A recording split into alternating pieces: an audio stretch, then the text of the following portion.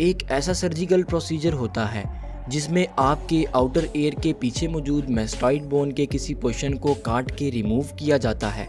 हमारे स्कल की दोनों साइड्स पर टेम्पोरल बोन मौजूद होती है। इस टेम्पोरल बोन से एक प्रोसेस हमारे कान के पीछे को निकला होता है।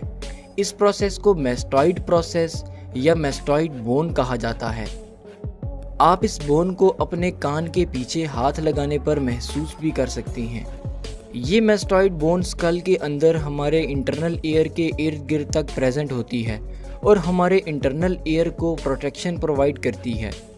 इसके अलावा ये बोन अंदर से छोटे छोटे खानों में डिवाइडेड होती है, बिल्कुल हनी बी कॉम्ब की तरह। इस बोन में मौजूद ये हॉलो चेम्बर्स एयर सेल्स कहलाते हैं।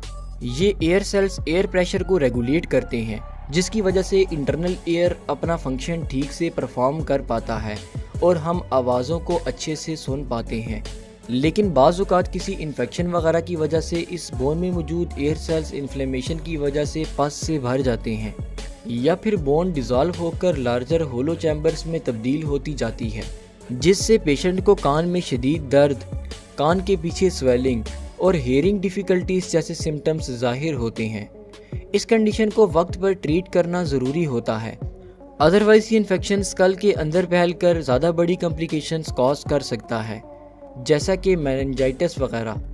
मैस्टॉइड बोन इन्फेक्शन ज़्यादातर मिडिल ईयर के इन्फेक्शन से फैलता है, जो कि बैक्टीरियल इन्फेक्शन होता है, और आजकल वाइड रेंज ऑफ एंटीबायोटिक होने की वजह से इसे ट्रीट करना आसान हो गया है। फिर भी कुछ पेशेंट्स में इस कंडीशन को मेडिकेशंस के ज़रिए से ट्रीट नहीं किया जा सकता, तो ऐसे केसेस में फिर सर्जरी का सहारा लिया जाता है। सबसे पहले डॉक्टर पेशेंट की डिजीज़ को प्रॉपरली असेस करता है और सीटी स्कैन इमेजेस ली जाती हैं ताकि इन्फेक्शन की लोकेशन का पता लगाया जाए। इसके बाद पेशेंट को जनरल एनेस्थीसिया दिया जाता है, जिससे कि पेशेंट बेहोशी में चला जाता है। इसके बाद डॉक्टर आउटर ईयर के पीछे से एक इंसिजन यानी कि कट लगाकर मैस्टॉइड बोन तक रसाई हासिल करता है। कट कितना बड़ा लगाना है ये इन्फेक्शन की सिवियरिटी और लोकेशन पर डिपेंड करता है।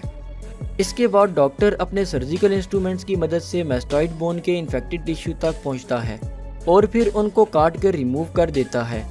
इसके साथ साथ अगर पस वगैरह जमा हुई हो तो उसे भी ड्रेन किया जाता है और ये मेक श्योर किया जाता है कि कोई इन्फेक्शियस एजेंट अंदर बाकी ना रह जाए, जिससे कि दोबारा इन्फेक्शन होने का ख़तरा हो।